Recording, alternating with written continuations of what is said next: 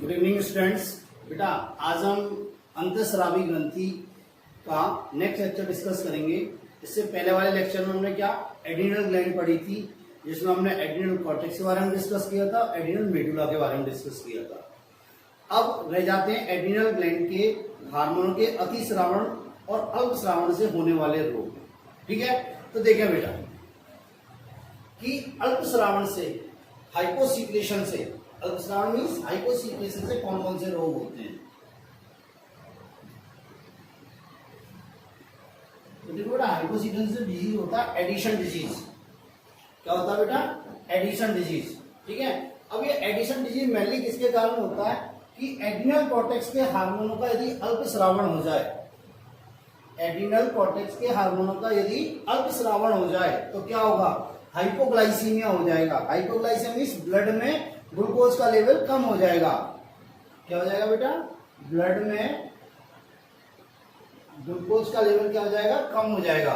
ठीक है, अत्यंत दुर्बलता आ जाएगी, वीक हो जाएगा इंसान, बिल्कुल थकावट रहेगी पूरे दिन। शरीर में क्या रहेगी? थकावट रहेगी, तनाव रहेगा, स्ट्रेस रहेगा, है स्वभाव चिड़चिड़ापन रहेगा, एंजाइटी रहेगी, बेचैनी रहेगी।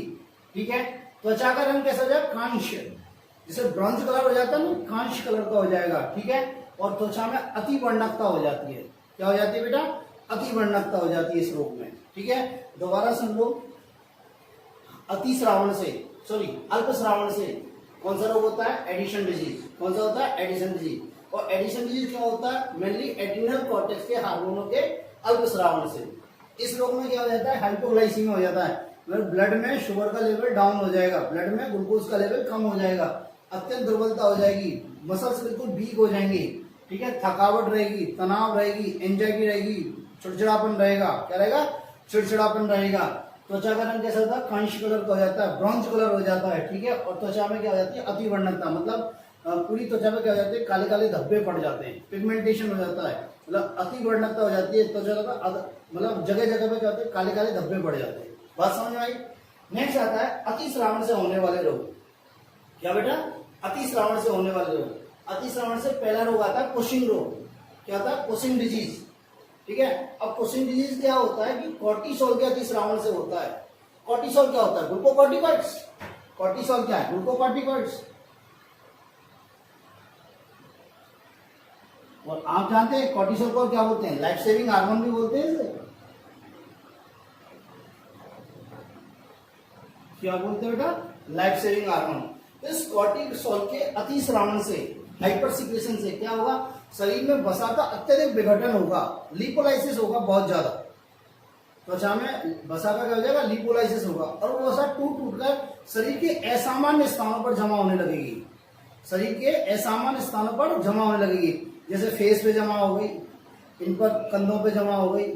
ठीक है, इस प्रकार जमा होने लगेगी तो क्या होगा? हमारा असामान्य स्थान पर जमा होगी तो कुछ विशेष प्रकार के लक्षण दिखाई देंगे। तो उसमें क्या होगा? आदमी का फेस लगेगा ना, मून फेस लगेगा।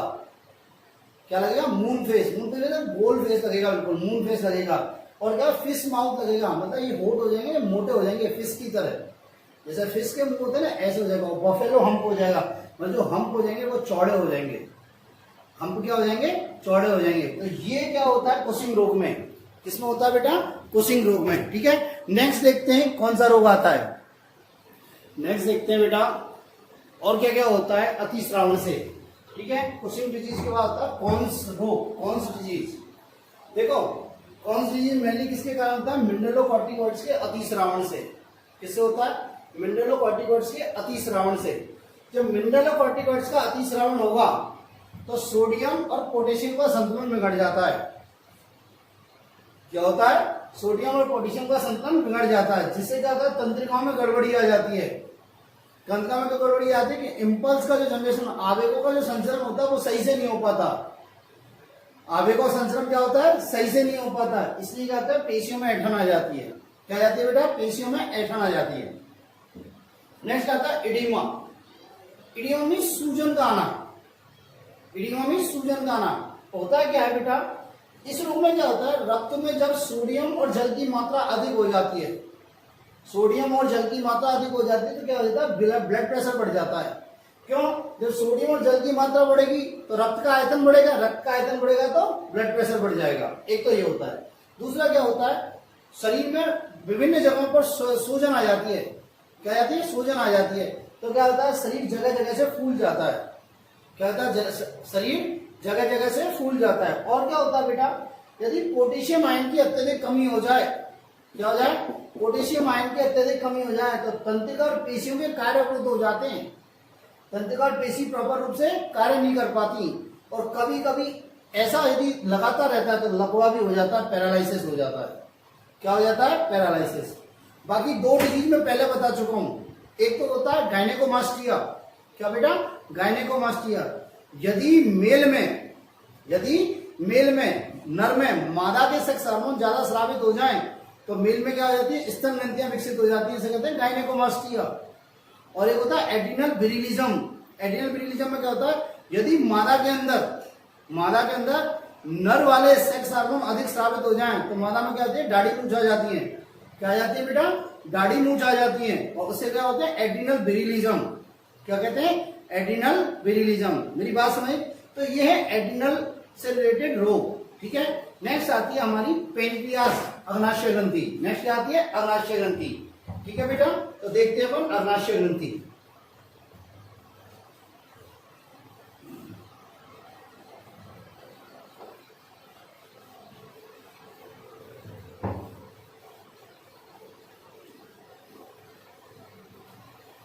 नेक्स्ट आती है हमारी अग्नाशय ग्रंथि। क्या आती है बेटा? अग्नाशय ग्रंथि।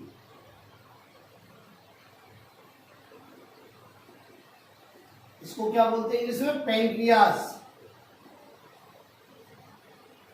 क्या बोलते हैं बेटा? पेनक्रियास। और देखो, पेनक्रियास के बारे में हमने पहले भी बताया है। जब हमने पाचन तंत्र जब आपको पढ़ाया था तो मैंने पेनक्रियास के बारे में आपको बताया था। पेनक्रियास के बारे में मैंने आपको बताया था। अब देखो, ये पेनक्रियास उत्पत्ति में कैसी होती है? उत्पत्ति में होती है एंडोडर्मल। क्या होती है? एंडोडर्मल। देखो बेटा, बहुत बार मेरे से पूछते हैं बच्चे कि एक्टोडर्मल, एंडोडर्मल और मीजोडर्मल क्या होता है सर, आप बोलते हो। एक्चुअली होता क्या है, जब हम भ्रूणीय अवस्था में थे, मतलब हम माँ के पेट में थे भ्रूणीय अवस्था में, तो क्या होता है कि ग्रोथ जब हो रही थी, जब हमें विभाजन हो रहा था, तो एक ऐसी स्थिति आई विभाजन की, जब हमें वृद्धि हो रही थी, तो विभाजन की एक ऐसी स्थिति आई कि वहां हम 3 परतों के रूप में थे। इसमें थे हम 3 परतों के रूप में। ठीक है। और वो 3 परतों का क्या नाम था? बाहरी परत का नाम था एक्टोडर्म, मध्य परत का नाम था मीजोडर्म, और आंतरिक परत का नाम था एंडोडर्म। ठीक है बेटा, बाहरी परत का क्या नाम था? एक्टोडर्म, मध्य परत का मीजोडर्म, और आंतरिक परत का एंडोडर्म। अब क्या हुआ, जब इन परतों की कोशिका में विभाजन हुआ तो अंगों का निर्माण हुआ। किसका हुआ? अंगों का निर्माण। तो हम क्या कह सकते हैं कि इसकी उत्पत्ति किससे हुई है? इस एंडोडर्म से। किससे हुई है बेटा? इस एंडोडर्म से। मेरी बात समझ में आई? तो इसलिए इन्हें क्या बोलते हैं? एंडोडर्मल। अपन बहुत जगह बोलते हैं एक्टोडर्मल, मतलब उसकी उत्पत्ति किससे हुई? बाह्य परत में सेल डिवीजन से, कोशिका विभाजन से। मेरी बात समझ में आई? दूसरी बात, ये ग्रंथि कहां पाई जाती है? ये ग्रंथि पाई जाती है उदर गुहा में, आमाशय के पीछे। उदर गुहा में आमाशय के पीछे, जहां ग्रहणी का घुमाव पाया जाता है, जहां ग्रहणी का घुमाव पाया जाता है। तो ये कहां पाई जाती है बेटा? उदर गुहा में, आमाशय के पीछे,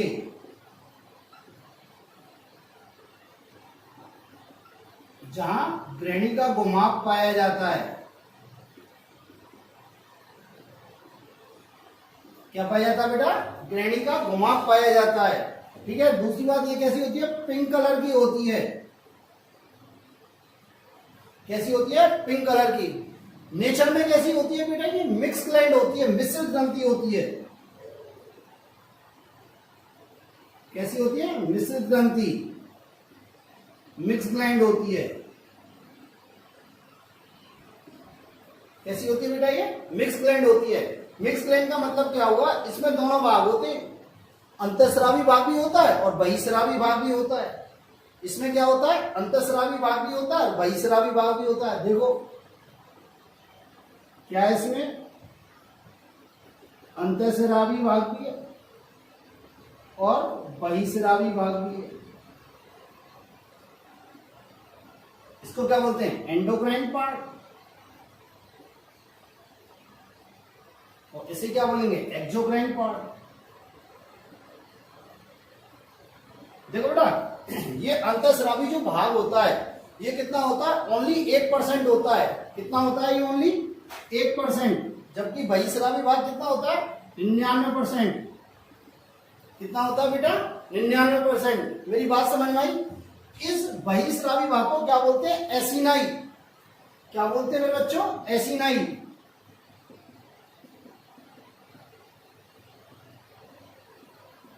और ये एसिनाई क्या साबित करता है? अग्नाशयी रस। क्या साबित करता है? अग्नाशयी रस, जो किसमें हेल्प करता है? भोजन के पाचन में। किसमें हेल्प करता है? भोजन के पाचन में। तो इससे क्या साबित होता है? अग्नाशयी रस, जो किसमें हेल्प करता है? भोजन के पाचन में। Pancreatic juice.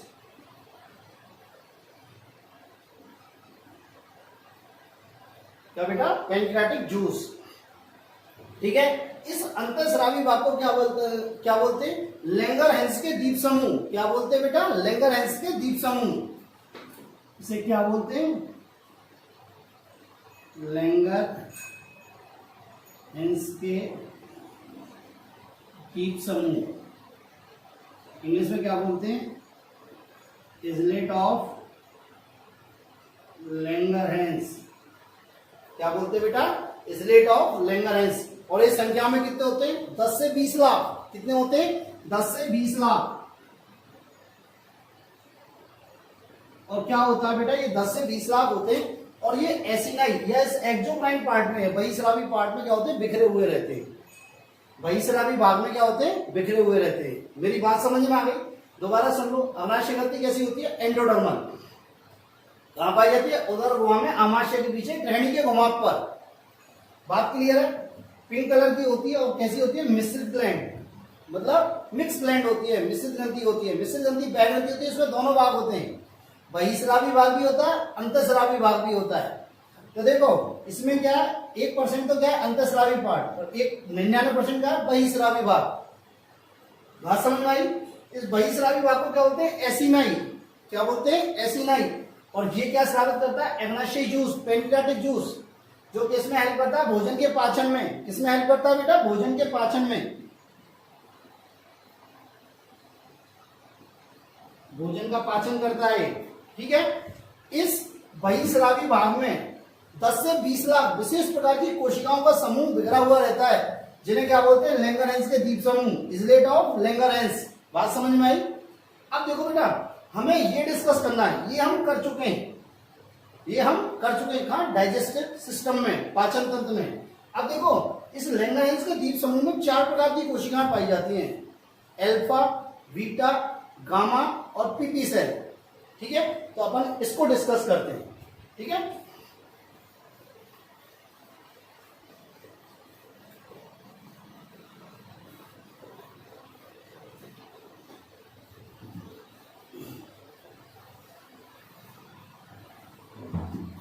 ठीक है, हम पहले इसको डिस्कस करते हैं, लैंगरहैंस के द्वीप समूह।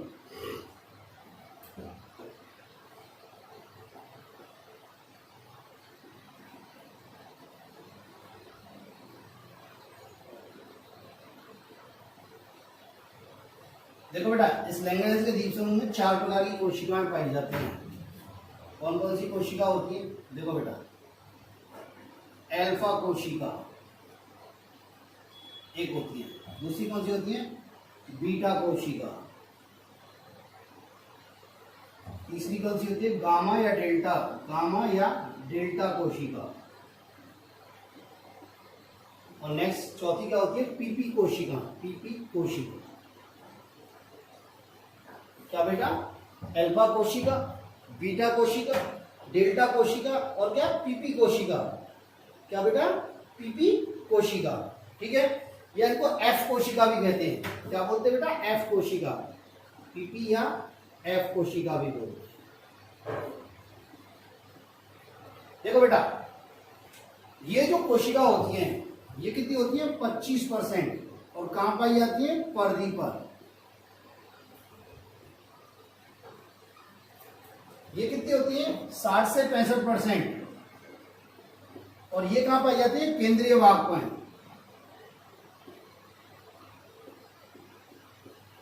ठीक है, और ये कितनी होती है 10%। और ये क्या पाई जाती है मध्य भाग में। और ये कितनी होती है 1 से 5%। और ये क्या होती है बिखरी हुई होती है। क्या रहती है बेटा बिखरी हुई रहती है। दूसरा देखो, ये अल्फा कोशिका होती है ना, ये एक हार्मोन स्रावित करती है, जिसे क्या होते हैं ग्लूकागोन।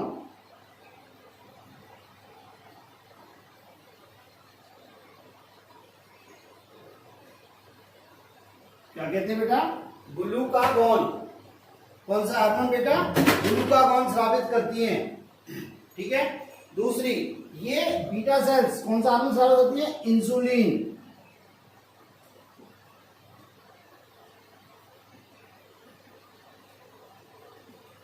कौन सा स्रावित करती है बेटा इंसुलिन। ये कौन सा स्रावित करती है सोमेटोस्टेटिन।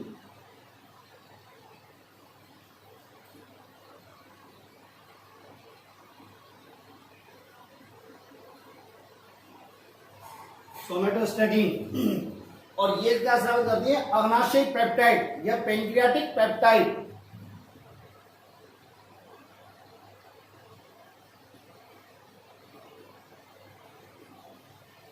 क्या बेटा पेंक्रियाटिक पेप्टाइड, इसको बोलते हैं अग्नाशयी पेप्टाइड। क्या बोलते हैं बेटा अग्नाशयी पेप्टाइड। मेरी बात समझ में आई या नहीं आई। ठीक है, ये क्या करती है ग्लूकागोन। ठीक है, कौन सी ग्लूकागोन, ये इंसुलिन, ये सोमेटोस्टेटिन, ये पेंक्रियाटिक पॉलीपेप्टाइड। अब देखो ग्लूकागोन क्या करता है। ग्लूकागोन क्या करता है रक्त में ब्लड में शर्करा के लेवल को बढ़ाता है। रक्त में शर्करा की मात्रा को बढ़ाता है। ये क्या करता है इंसुलिन ब्लड में शर्करा या ग्लूकोज कुछ भी हो तो शर्करा की मात्रा को घटाता है, कम करता है। मतलब ये एक दूसरे के क्या होते हैं अपोज में काम करते हैं, एक दूसरे के अपोज में काम करते हैं। तो हम क्या कह सकते हैं कि हमारे शरीर में शर्करा के लेवल को, शर्करा की सांद्रता को कौन मेंटेन करता है। तो दो हार्मोन मेंटेन करते हैं ग्लूकागोन और इंसुलिन। कह सकते हैं नहीं कह सकते। दूसरी देखो, ये सोमेटोस्टेटिन क्या करता है, ये अल्फा बीटा कोशिका पर नियंत्रण रखता है। ये क्या करता है यहाँ पे अल्फा एवं बीटा कोशिका पर नियंत्रण करता है। क्या करता है बेटा अल्फा एवं बीटा कोशिका पे क्या करता है ये नियंत्रण करता है। मेरी बात समझ में आई। क्रिया इनकी क्रियाशीलता को नियंत्रित करता है। ये पेंक्रियाटिक पॉलीपेप्टाइड है, अग्नाशयी पेप्टाइड है। इसका एग्जैक्टली कार्य तो अभी पता नहीं है, एग्जैक्टली कार्य तो पता नहीं है, पर ऐसा माना जाता है कि ये भोजन के पाचन में और अग्नाशयी रस के स्राव में सहायक होता है। ऐसा माना जाता है, एग्जैक्ट नहीं है। ये भोजन के पाचन में एवं अग्नाशयी रस के स्राव में सहायक होता है। क्या होता है सहायक होता है। ये है आपके लैंगरहैंस के द्वीप समूह, इजलेट ऑफ लैंगरहैंस। ठीक है, तो लैंगरहैंस के द्वीप समूह किसमें पाए जाते हैं, बहिस्रावी जो भाग होता है अग्नाशय ग्रंथि का, उसके अंदर बिखरे होते हैं। 10 से 20 लाख होते हैं, 10 से 20 लाख होते हैं। अंतःस्रावी प्रकृति के होते हैं। इसके अंदर 4 प्रकार की कोशिकाएं पाई जाती हैं, अल्फा कोशिका, बीटा कोशिका, गामा कोशिका या डेल्टा कोशिका और पीपी कोशिका, जिन्हें एफ कोशिका भी कहते हैं। बात समझ में आई। अल्फा कोशिका 25% होती है। कितनी होती है 25% होती है। बीटा कोशिका 60 से 65% होती है। अल्फा या डेल्टा कोशिका कितनी होती है 10% होती है। सॉरी, गामा या डेल्टा सेल कितनी होती है 10% होती है। और पीपी कोशिका एफ कोशिका कितनी होती है 1.5%, 1.5% होती है। अल्फा कोशिका क्या निकालती है ग्लूकागोन हार्मोन स्रावित करती है। क्या स्रावित करती है बेटा ग्लूकागोन हार्मोन स्रावित करती है। और ये ग्लूकागोन हार्मोन क्या करता है रक्त में शुगर का लेवल या शर्करा की मात्रा को बढ़ाता है। ठीक है, और दूसरा बीटा कोशिका क्या करती है इंसुलिन स्रावित करती है। वो क्या करता है ब्लड में शर्करा के लेवल को कम करता है। कहने का मतलब क्या है, ग्लूकागॉन और इंसुलिन एक दूसरे के क्या करते हैं, विपरीत काम करते हैं। सेम टू सेम ऐसे ही मैंने आपको बताया था, कैल्सीटोनिन और पीटीएच भी एक दूसरे के विपरीत कार्य करते हैं। इसी प्रकार इंसुलिन और ग्लूकागॉन भी एक दूसरे के क्या करते हैं, विपरीत कार्य करते हैं। इसलिए हम क्या कह सकते हैं, हमारे शरीर में शर्करा के लेवल को नियंत्रण कौन करता है, ग्लूकागॉन और इंसुलिन सम्मिलित रूप से करते हैं। ठीक है बेटा, यदि ग्लूकागॉन अधिक हो जाए तो प्रॉब्लम, ग्लूकागॉन कम हो जाए तो प्रॉब्लम, इंसुलिन अधिक हो जाए तो प्रॉब्लम, इंसुलिन कम हो जाए तो प्रॉब्लम। तो इनका लेवल क्या होना चाहिए, फिक्स मेंटेन रहना चाहिए। कैसे आता है, गामा या डेल्टा सेल ये क्या करती है, सोमेटोस्टैटिन स्रावित करती हैं। क्या करती है, सोमेटोस्टैटिन। देखो सोमेटोस्टैटिन वही है, ये ग्रोथ हार्मोन इनहिबिटिंग हार्मोन है एक तरह से। क्या है बेटा, ये ग्रोथ हार्मोन इनहिबिटिंग हार्मोन। और ये क्या करती है, अल्फा बीटा सेल पर नियंत्रण रखती हैं। क्या करती हैं, जो अल्फा बीटा सेल से हार्मोनों का स्राव हो रहा है उसको नियंत्रित करती हैं। नेक्स्ट आता है पीपी कोशिकाएं या एफ कोशिका। ये क्या, पेनक्रियाटिक पॉलीपेप्टाइड स्रावित करती हैं। क्या करती हैं, पेनक्रियाटिक पॉलीपेप्टाइड स्रावित करती हैं। और ये पेनक्रियाटिक पॉलीपेप्टाइड जो होता है इसका कार्य अभी अननोन है, अभी कार्य इसका पूरी तरह पता नहीं है, पर ऐसा माना जाता है कि भोजन के पाचन में और अग्नाशय रस के स्राव में हेल्प करती हैं। इसमें भोजन के पाचन में एवं अग्नाशय रस के स्राव में हेल्प करती हैं। ठीक है, तो ये हुआ आपका लैंगरहैंस के द्वीप समूह। ठीक है, आगे हम डिस्कस करेंगे नेक्स्ट लेक्चर में इंसुलिन के बारे में, ग्लूकागॉन के बारे में। ठीक है, इंसुलिन बहुत इंपॉर्टेंट हार्मोन है, इसके में क्वेश्चन पूछा जाता है, बोर्ड में भी पूछा जाता है, नीट में भी पूछा जाता है। ठीक है, आपने सुनी होगी ना डायबिटीज सुनी होगी, डायबिटीज मेलाइटस। और डायबिटीज मेलाइटस किससे होती है, इंसुलिन की कमी से होती है, वो हम कल डिस्कस करेंगे। ठीक है बेटा, आज के लिए इतना ही। थैंक यू बेटा।